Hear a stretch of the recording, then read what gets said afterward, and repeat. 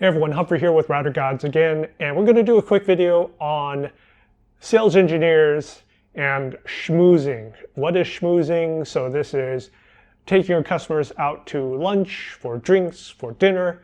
It's a big part of your job. This video is completely my thoughts, and they do not represent those of my employer. And with that disclaimer out of the way, all right. So you're going to be meeting customers for normal meetings, right? Let's say a 10 a.m. meeting, and if the meeting lasts for 1.5 hours, then you're coming up for a lunch. And if you don't have any meetings scheduled straight after, a lot of times I will offer, hey, are you guys hungry? Is your team hungry? Let's go grab some lunch. Now, the best lunches, the best places that I like to go are places where it's new for me and it's new for them, right?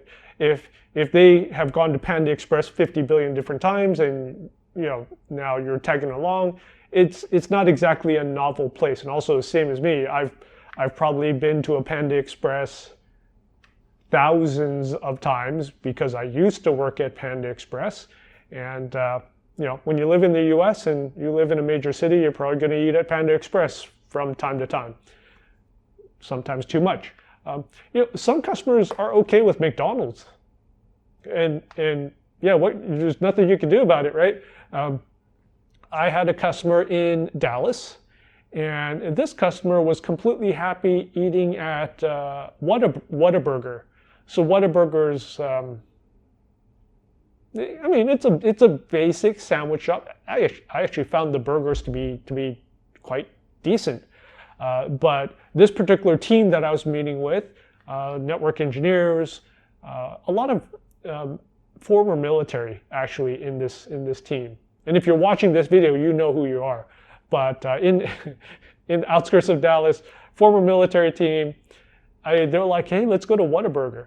They were not interested in the sushi or sashimi. Yeah, you gotta read your audience. You gotta read your customers. Some customers are okay with McDonald's. Some customers are okay with In-N-Out. Most customers are okay with In-N-Out. Other customers expect Spagos. They expect Capital Grille.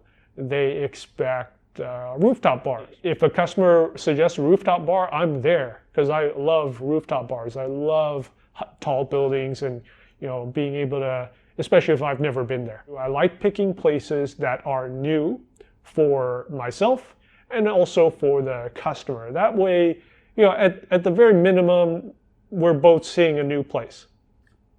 Also, being able to, you don't want to invite a customer to dinner or drinks if you don't get along with them. I mean, at the end of the day, and the reverse is the same. If they don't like you, they're not going to want to go to lunch with you, right? Now, that being said, how many times have a customer actually refused a lunch? It does happen from time to time, but almost always, actually 99.99% of the time, the reason for them refusing the lunch is they have a team meeting right after lunch and they can't miss it. So they don't want it to go long, and they don't want to, they value your time, so they don't want to cut that short and make it a rushed lunch.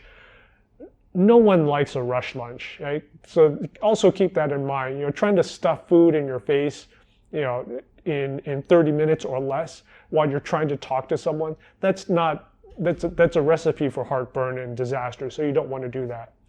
So asking your customers to go to lunch, that's a big part. And yeah, in many cases it's been one person, two people. Usually it's two or three. That's kind of the common thing. But there have been times when, I've taken 10 people to lunch or 12 people. Now, there is a interesting point or interesting demarcation line or line in the sand, I guess. Not really line in the sand, but a lot of customers take advantage of their vendors for the free lunches and the free drinks and the free dinners. This is easy to spot when you meet with the team, and let's say the team that you're meeting, the network engineering team that you're meeting is 3 people, right? Okay, so you've met with the 3 people, and now you take them for lunch, and those three would like to go to lunch with you. So that's normal because you've met with the three people, and those three people want to hang out for lunch and drinks, and that's completely fine, right? That's within the realm of normalcy and I guess common courtesy. Now where it gets interesting, and this is a completely hypothetical example, never happened to me before, but when you're meeting with a team of 2 to 3 people and you're about to go to lunch, and now they start pointing down the hall, hey, let's go to lunch, because they know you're going to pay, because you got the corporate Amex card. So they just start pointing to people, and the 3 people become 5 people, 5 people become 10 people, and maybe 10 people becomes 12 or 13 people. Lunches and dinners and drinks within the realm of normalcy. If you go to drinks and let's say it's $40, cool, right? Couple snacks, couple drinks. Now in Singapore, a normal drinking session with a couple people, easy, $100 to $200. I mean, that's without breaking a sweat. Singapore alcohol is like triple price, and yeah, that's a whole nother video that I may want to do. But so let's say you take out 1 or 2 people, and the bill's like $50 to $100, maybe $150. That's normal. That's okay. That's not a big deal. But you can get into an interesting situation where your customers really take advantage of you and they start pointing at things on the top shelf. Now, where the stage of the sales process where this comes into can also play a factor. What I mean by that is new customer, first time you've met them, and you're taking them out for drinks, normal drinking session, right? If this is the first time you've met them and now you go top shelf, not really normal, right? You're probably getting taken advantage of. On the flip side, let's say you've just made a big deal, they've just bought millions and millions of dollars of stuff, and now you're at the drinking or dinner to celebrate everything, and now they're picking top shelf. Okay, different situation. That's okay. That's actually normal, expected in some cases, in depending on the company and where you live and stuff like that.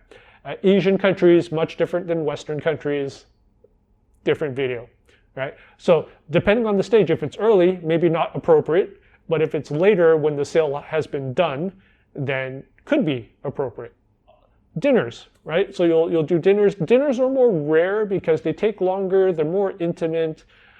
It's the time element on that. A lot of customers, this is where you have a higher refusal rate from your customers because it takes longer. They probably have a dinner date already with their wives and relatives and stuff like that. So if a customer is amenable and is willing to do a after work dinner, they are placing an investment in you. That means they like you. You're not going to have dinner with someone you don't like, right? Or someone you don't basically get along with. So if someone accepts your, hey, after this meeting, we have a 5 p.m. meeting, would you and your team like to go to California Pizza Kitchen with us, or this place or that place, right? So hey, if they accept it, that's great. Pick a nice place. You got the credit card. Pick a nice place within the limits of your company. Every company is different, but So I used to have a lot of customers in LA, and LA, Beverly Hills, Hollywood. And it can get kind of crazy because you're in the middle of Beverly Hills. Your minimum when you're taking a couple people out, it's going to be a couple $100 at least, right? And if you start doing the wine and the cocktails, it's going to spike up. So that was a decently detailed video, I hope, about schmoozing and lunches and work dinners and after work drinks and my thoughts on all of that. If you have any other questions, if you want me to dive deep into any aspect of this video or any other parts of being a sales engineer, doing all these videos for free, helping you guys out, get more insight of whether you should become a sales engineer or not, hit the thumbs up if this video has been useful to you, entertaining hopefully as well, and subscribe if you want more of this content. See you later, stay safe.